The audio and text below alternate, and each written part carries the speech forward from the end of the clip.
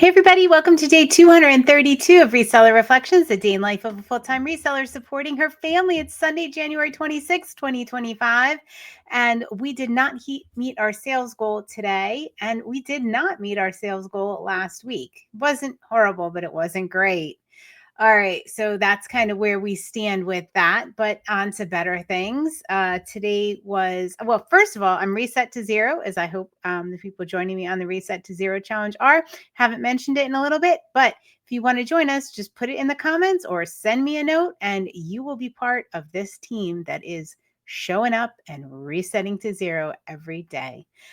All right, guys, so today was an auction day and I have a little clip here. I'll show you what I picked up. I have not unloaded the car yet, but I did go out and took a video of it. So here we go. Okay, today's auction haul. Here we have it.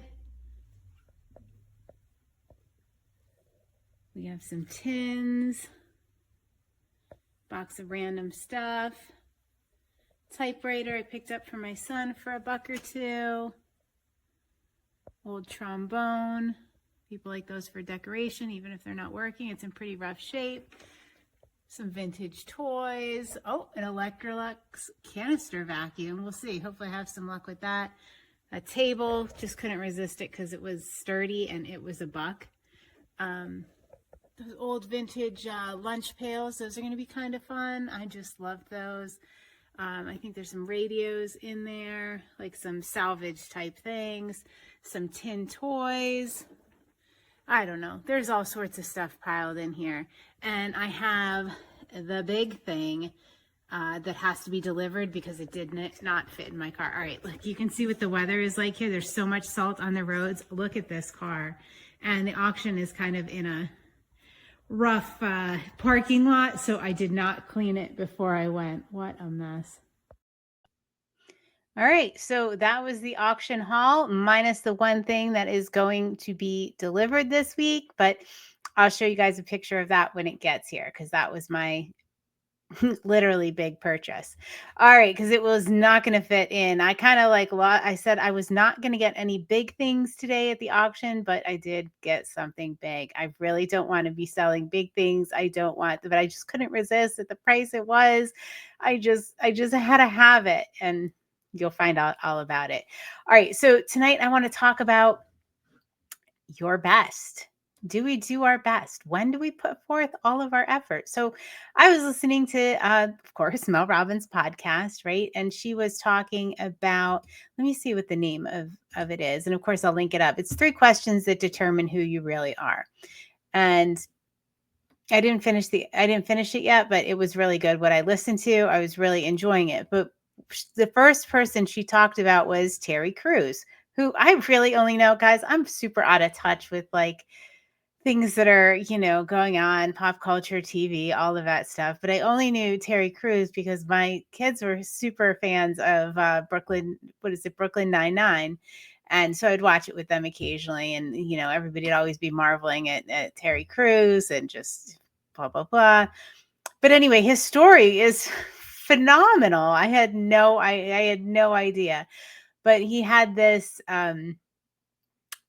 there's a little blurb in the episode, and he talks about how he was like sweeping floors at one point. I think he was a janitor out in LA, and he thought to himself, what if somebody was going to pay me $1 million? How would I sweep the floor?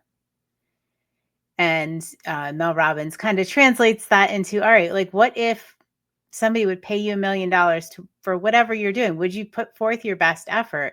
Like, how many things are we just kind of phoning in right now and not really putting forth our best effort? And I could say that's probably with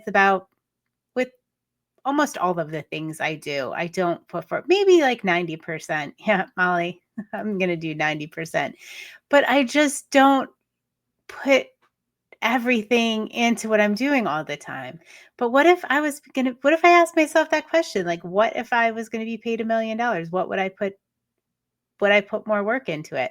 I kind of asked myself that a couple of times at the auction today when I found myself like drifting or not really paying attention or, and it definitely changed that I was doing things in a more business-like manner. Anyway, I just thought that was really cool.